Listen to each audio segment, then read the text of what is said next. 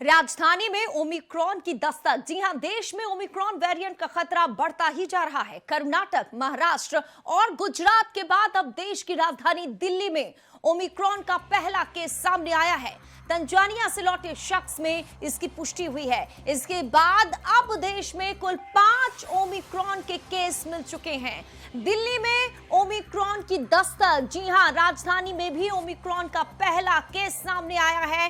Tanzania से लौटे शख्स में ओमिक्रॉन की पुष्टि हो चुकी है। ओमिक्रॉन पॉजिटिव मिला है शख्स, जिसका इलाज एलएनजेपी अस्पताल में चल रहा है। 12 लोगों के सैंपल में से एक में ओमिक्रॉन की पुष्टि हुई है। दिल्ली के स्वास्थ्य मंत्री सत्येंद्र जैन ने इस बात की जानकारी दी है। देश में अब तक 5 ओमिक्रॉन के मामले सामने आ चुके हैं।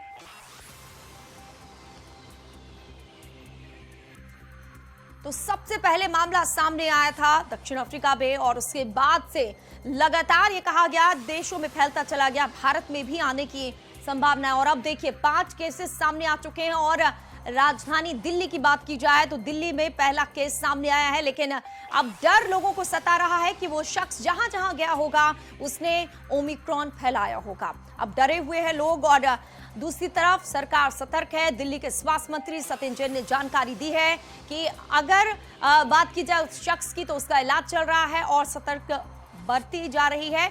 और पूरे अगर देश की बात की जाए भारत की तो अब तक 5 केस सामने आ चुके हैं।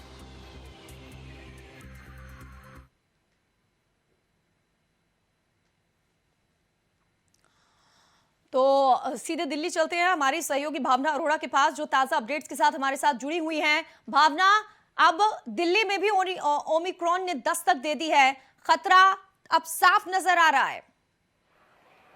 बिल्कुल, महाराष्ट्र, कर्नाटक, गुजरात के बाद अब दिल्ली का नंबर आ चुका है, जहां पर ओमिक्रॉन के जो केसेस है वो अब आ चुका है। और ऐसे में 33 साल का ये व्यक्ति है जिसमें ओमिक्रॉन के लक्षण पाए गए हैं।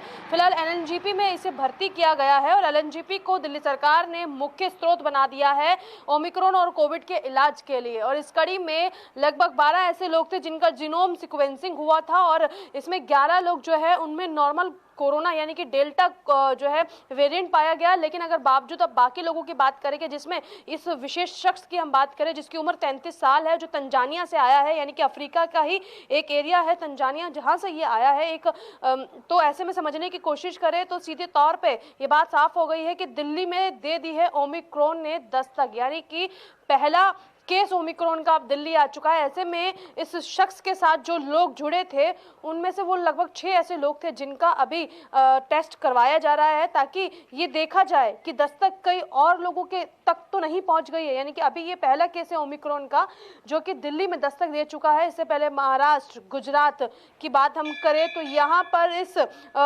वेरिएंट ने दस्तक दे दी थी। और लगातार जब अगर हम समझने की कोशिश करें अलग अलग तर्क इस वेरिएंट को लेकर साफ तौर पर सुनने में आ रहे हैं, जिसमें आईआईटी कानपुर की माने तो उनका कहना है कि ये वेरिएंट इतना खतरनाक नहीं है जितना बताया जा रहा है, यानी कि सीवियर कंडीशन तो करेगा लेकिन किसी की जान नहीं लेगा। लेकिन वही वर्ल्ड हेल्थ ऑर्गेनाइजेशन की हम बात करें तो वर्ल्ड हेल्थ ऑर्गेनाइजेशन ने भी साफ किया है कि जो 369 देश है उनमें अभी तक किसी भी ऐसे व्यक्ति को लेकर सीरियस नहीं देखा गया है जिसमें ये लक्षण पाए गए हैं। यानी कि गंभीर स्थिति तो जरूर होगी लेकिन इस हद तक नहीं होगी कि किसी की जान चली जाए। यानी कि WHO ने जो प्रमाणित किया है उस बात से बिल्कुल साफ हो गया है कि अभी लक्षण जो है इसके अलग अलग तरीके से देखने के लिए तो जरूर मिल रहे हैं लेकिन अभी सीवियर स्थिति में नजर नहीं आ रहा है। वही दिल्ली की बात करें तो दिल्ली में ओमिक्रॉन की दस्तक, तो सरकार कितनी सतर्क?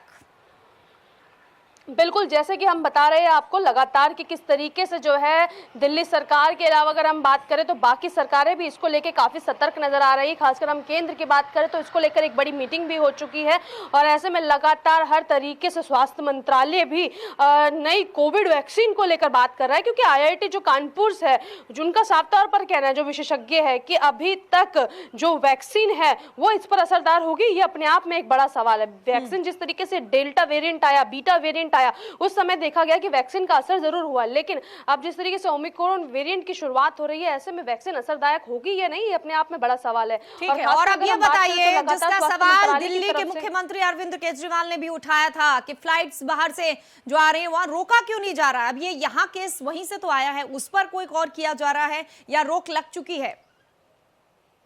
बिल्कुल, आपको बता दूं कि इसको लेकर जो है अरविंद केजरीवाल ने केंद्र सरकार से जो है बात भी की थी और इस बात को भी रखा था कि अगर ऐसी स्थिति बनी रहेगी तो आने वाले समय में दिक्कत हो सकती है, क्योंकि ये जो वेरिएंट है जिसकी शुरुआत मात्र 2 से 3 देशों के बीच में हुई थी, अब ये वेरिएंट की दस्तक कई देशों तक अपनी जो है दहशत फैला चुकी है। यानी कि एक तरीके से लोगों को अब डर लगने लगा है। पहली लहर लोगों ने देखी, दूसरी लहर भी देखी, लेकिन तीसरी लहर कितनी खतरनाक होगी ये तो अब आने वाला वक्त बताएगा, क्योंकि लगातार शोधकर्ता इस मामले को शोध कर रहे हैं कि क्या ये वेरिएंट वाकई में ही बहुत ज्यादा खतरनाक है। क्योंकि देखा जाए तो डेल्टा और बीटा वेरिएंट के हिसाब से इस वेरिएंट में 30% से ज्यादा जो म्यूटेशन है वो ज्यादा मात्रा में पाए गए हैं। यानी कि जो खतरनाक और सीवियर स्थिति है वो जरूर यहाँ बन सकती है, लेकिन क्या ये किसी की जान ले सकती है, इसको लेकर अभी शोधकर्ता जो है काम कर रहे हैं। ऐसे में वैक्सीन कितनी असरदायक होगी, क्या बूस्टर डोज असरदायक होगा, इसको लेकर भी बातचीत चल रही है। लेकिन बहरहाल अभी बिल्कुल साफ नजर आ रहा है, इस तरीके से सभी विशेषज्ञ इस मामले पर अपनी जिन तरीके से जो है राय बटी हुई नजर आ रही है